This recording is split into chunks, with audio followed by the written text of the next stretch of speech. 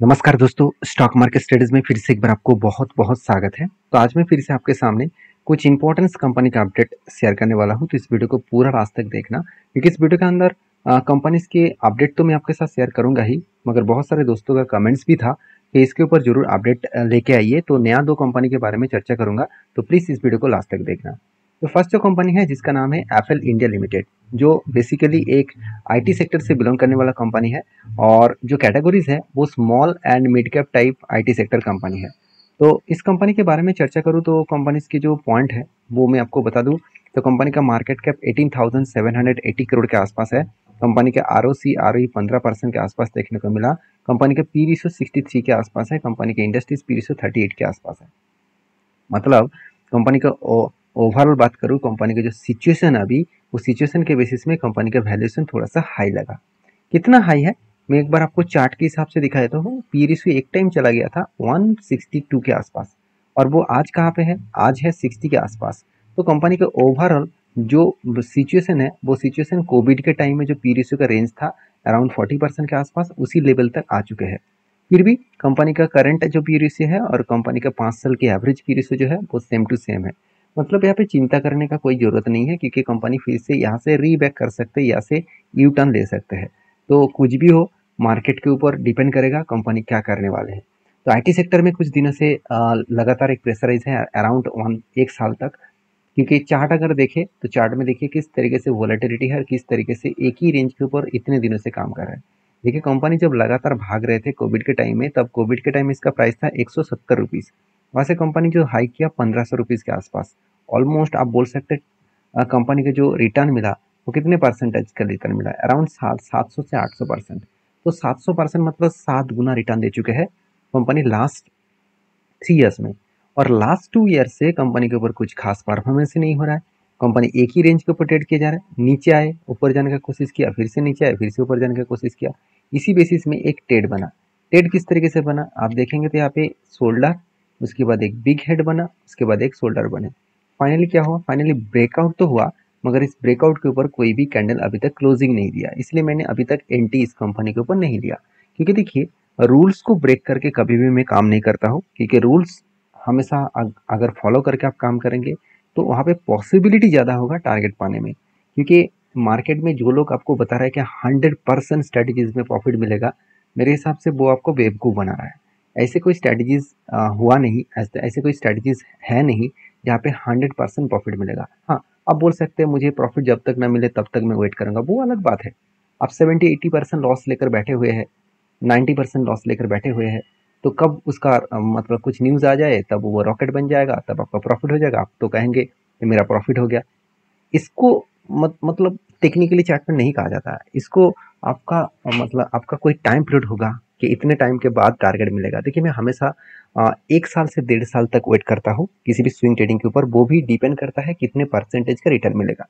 अगर 10, 12, 15% का रिटर्न के लिए मुझे अराउंड 6 मंथ 8 मंथ और 1 साल तक भी होल्ड करना पड़े तो ठीक है। 10-12% रिटर्न पाने के लिए 1 साल तक वेट में नहीं करता हूँ। उससे पहले मैं कुछ ना कुछ डिसीजन लेता हूँ। डिपेंड करता है कि कितना मुझे लॉसेस चल रहा है, कितना कंपनी का परफॉर्मेंस चल रहा है। तो फिलहाल के लिए जो एंटी बनने जा रहा है, अगर वो एंटी बने तो यहाँ पे 35% के आसपास गेन मिलने का चांसेस है।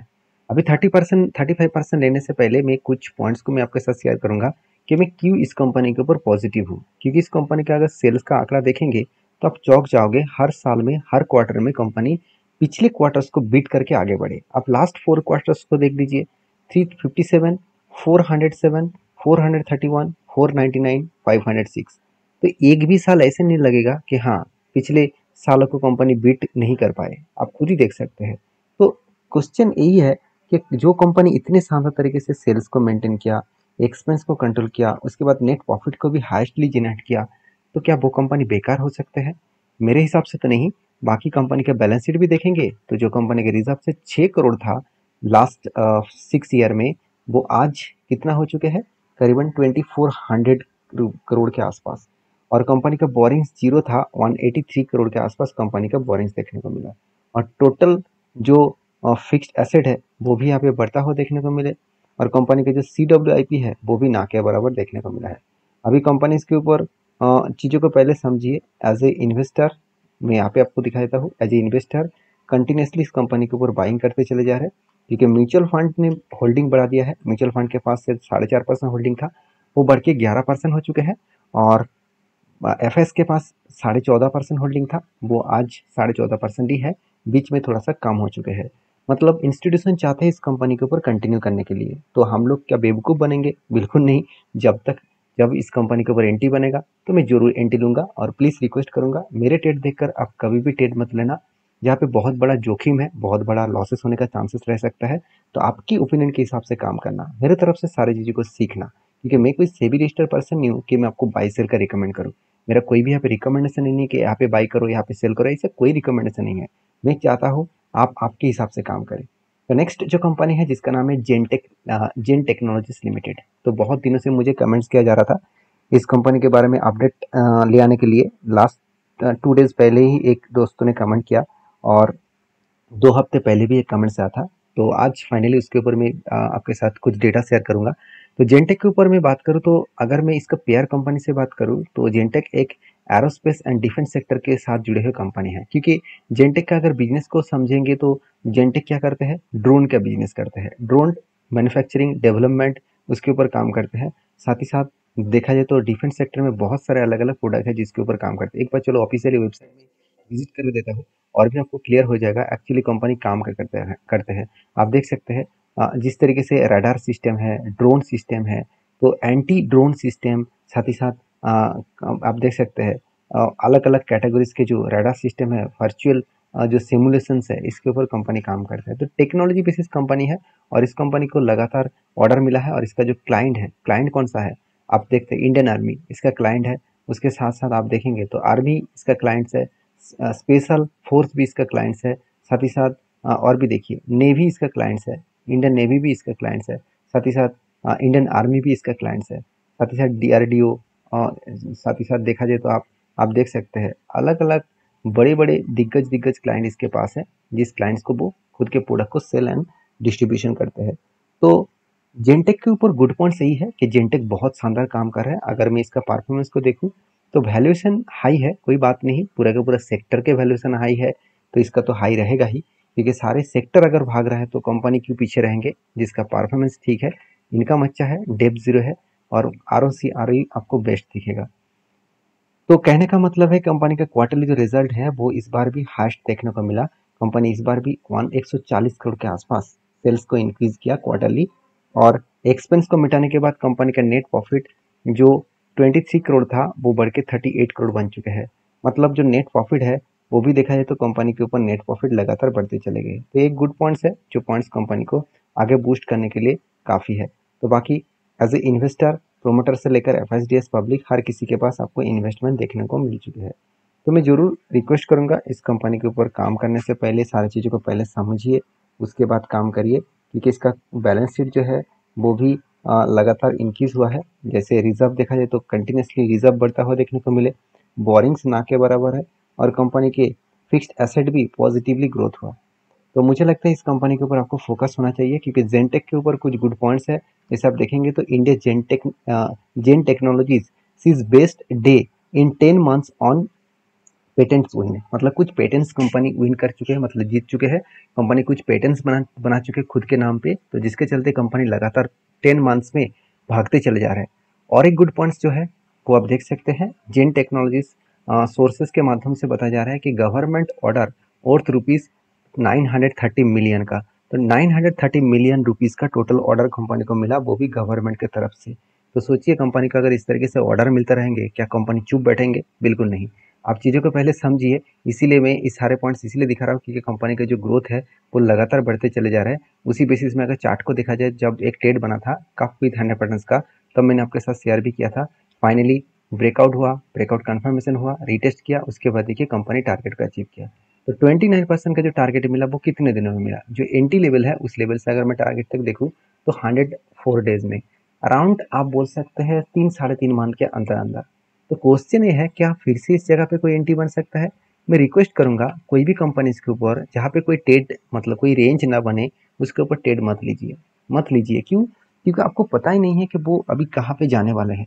क्या सही में वो ऊपर जाएगा, क्या सही में वो नीचे आएगा, इसका किसी को पता नहीं होता। हाँ, फोमो बाइंग के हिसाब से लोग बाइंग कर लेते हैं, उसके ऊपर ऊपर चले ही जाते हैं। कुछ दिनों के बाद देखा जाए तो बड़े इन्वेस्टर माल बेचेंगे तो बिग क्रैश हो जाएगा और आप फंस जाएंगे। तो प्लीज़ रिक्वेस्ट करूंगा, आप सोच समझ कर स्टडी करके काम करिए। हाँ, अगर कहूँ तो मैं कंपनी का पिवोट पॉइंट क्या बता रहा है, अगर मैं पिवोट पॉइंट के बारे में बात करूँ तो इसका हाई लेवल का पिवोट पॉइंट बता रहा है करीबन 1615 रुपीज़ के आसपास। ये मैं कोई आपको रिकमेंडेशन नहीं कर रहा हूँ कि यहाँ तक जाएगा, ये पिवोट पॉइंट है, ये पिवोट रेंज है, इसी रेंज तक जाने का चांसेस हो सकता है। तो बाकी तो नेक्स्ट जो कंपनी है उसके बारे में चर्चा करूंगा, उससे पहले मैं रिक्वेस्ट करूंगा इस कंपनी के ऊपर डीपली आप एक बार रिसर्च करें, उसके बाद काम करें। तो नेक्स्ट जो कंपनी उसके बारे में बात करें उसका नाम है जस्टाइल। देखिए जस्टाइल के ऊपर बहुत दिनों के बाद मैं वीडियो बना रहा हूँ, मैं खुद ही मुझे पता नहीं है लास्ट में कब वीडियो बनाया था, क्योंकि जस्टाइल के ऊपर मुझे कमेंट्स कुछ आ रहा था कि जस्टाइल के ऊपर सर एक पैटर्न्स बना है, क्या आपके ऊपर आप इसके ऊपर आपके क्या राय है। जो सबसे पहले मैं पैटर्न्स के ऊपर चर्चा करूंगा, क्योंकि मुझे अच्छा लगा कि बहुत सारे दोस्त इस पैटर्न्स को स्टडी किया और उसके ऊपर डीपली रिसर्च कर रहे हैं। मुझे इस पॉइंट मुझे बहुत अच्छा लगा, क्योंकि मैं आपको यही यही मेरा मकसद है कि आप पहले सीखिए, सारी चीज़ों को समझिए। तो अगर आप खुद सीखेंगे, खुद समझेंगे तो इसमें फ़ायदा आपका ही होगा, मेरा कोई यहाँ पे फ़ायदा नहीं है। मैं आज तक किसी से 1 रुपया भी चार्जेस नहीं लिया और कभी भी चार्जेस लूँगा भी नहीं। मैं आपको आपके साथ ही आपके पास ही बोल रहा हूँ, अगर मैं कभी भी चार्जेस लिया ना, मेरे कमेंट बॉक्स में सिर्फ मुझे गालियाँ ही देना, ठीक है।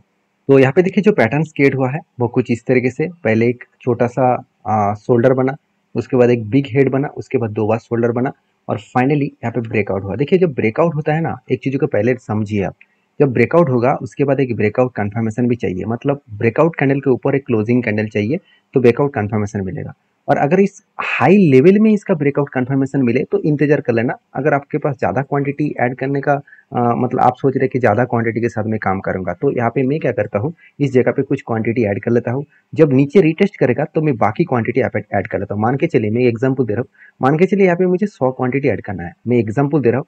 तो 100 क्वांटिटी मुझे टोटल इस कंपनी के ऊपर बाई करना है। तो जब इस लेवल में आएगा मैं 50% क्वांटिटी एडिंग करूंगा। मान के बाद चलिए 50 क्वांटिटी ऐड किया, 50 नहीं तो 40 क्वांटिटी ऐड करूंगा। जब नीचे आएगा तो बाकी जो 60 क्वांटिटी है, तो 40 से जो 60 क्वांटिटी है वो बाकी यहाँ पे नीचे ऐड करूंगा। यहाँ पे होगा क्या, मेरे एवरेज कुछ इस तरीके से लेवल में आ जाएगा। और यहाँ पे मान के चलिए यहाँ से अगर ऊपर जाकर टारगेट हो जाए तो मुझे 40 क्वांटिटी से ही मैं टारगेट ले लूंगा, अगर नीचे आए तो बाकी क्वांटिटी के साथ मैं काम कर लूंगा। और अगर बहुत हाई लेवल में हो चुके हैं तो मैं थोड़ा सा इंतजार करूंगा, नीचे आने के बाद ही पूरा क्वांटिटी ऐड करता हूँ। तो देखिए एंट्री तो हो चुके हैं, अभी धीरे धीरे करके ऊपर जाने का कोशिश करेंगे, क्योंकि जिस तरीके से पैटर्न्स बना है, जिस तरीके से यहाँ पे सपोर्ट के आसपास कुछ हैमर जैसे कैंडल बना है, तो उसका एक ही क्लियर कट विजन है, वो ऊपर जाने का कोशिश करेंगे। अगर ऊपर गए तो कहाँ तक टारगेट मिलेगा, टारगेट जो मिलेगा वो टारगेट निकल के आ रहा है करीबन 1340, मतलब 1346 तक। इस लेवल तक मैं रिक्सी ट्रेड लेने वाला हूँ, सॉरी रिक्सी ट्रेड ले चुका हूँ। तो इस बेसिस में 45% के आसपास मेरा टारगेट है। तो जो दोस्तों ने मुझे कमेंट्स किया था इस कंपनी के ऊपर, उन्होंने खुद कहा कि सर इस तरीके से पैटर्न बना है, इस स्ट्रेटेजीज के ऊपर आपके क्या राय है। ये बात सुनकर मुझे बहुत अच्छा लगा कि मेरा राय यही है कि जास्टाइल जैसे कंपनी के ऊपर मैं कंटिन्यू करूंगा, क्योंकि इस कंपनी का परफॉर्मेंस अच्छा है। क्योंकि कंपनी का परफॉर्मेंस सिर्फ अच्छा नहीं है, कंपनी प्रॉफिट भी इस पर हाईएस्ट ही प्रॉफिट हुआ आज तक की। फर्स्ट टाइम कंपनी 3 डिजिट तक प्रॉफिट को लेके गया ये कंपनी, ये मेरे लिए एक बेस्ट परफॉर्मेंस देखने को मिला है। और साथ ही साथ इस कंपनी के ऊपर इन्वेस्टर भी अच्छा खासा ट्रस्ट बिल्ड करके इन्वेस्टमेंट भी कर रहा है। जहाँ पे एफएस के पास बहुत ज़्यादा होल्डिंग था, बीच में एकदम ना के बराबर कर दिए थे, अभी फिर से होल्डिंग बढ़ाना स्टार्ट कर चुके हैं। तो इस कंपनी के ऊपर मेरा ओपिनियन आपके साथ शेयर किया हूँ, मैं बुलिश हूँ, आपके क्या राय है जरूर कमेंट्स करना। और प्लीज़ रिक्वेस्ट करूंगा, मेरे तरफ से किसी भी कंपनी के ऊपर कोई भी बाय एंड सेल का रिकमेंडेशन नहीं है। अगर आपको रिस्क लेना है तो आपके सेबी रजिस्टर्ड एडवाइजर के साथ बातचीत करके काम करिए, क्योंकि रिस्क हर किसी का खुद का निजी मामला है, खुद के ऊपर लेना चाहिए। तो नेक्स्ट जो कंपनी उसके नाम है वेंटेज नॉलेज एकेडमिक लिमिटेड। तो वेंटेज नॉलेज एकेडमिक लिमिटेड बेसिकली इस कंपनी के ऊपर स्प्लिट का अनाउंसमेंट हो चुके हैं 12 तारीख को। कंपनी 1 के बदले 10 शेयर देने वाले हैं, तो जो लोग 1 के बदले 10 शेयर पाना चाहते हैं तो इस कंपनी के ऊपर एक बार रिसर्च करके काम करना। तो ये था कुछ अपडेट्स, वीडियो में जानकारी अच्छा मिले तो प्लीज़ लाइक कर लेना, चैनल को सब्सक्राइब भी करना। मिलते नेक्स्ट वीडियो में, तब तक के लिए धन्यवाद।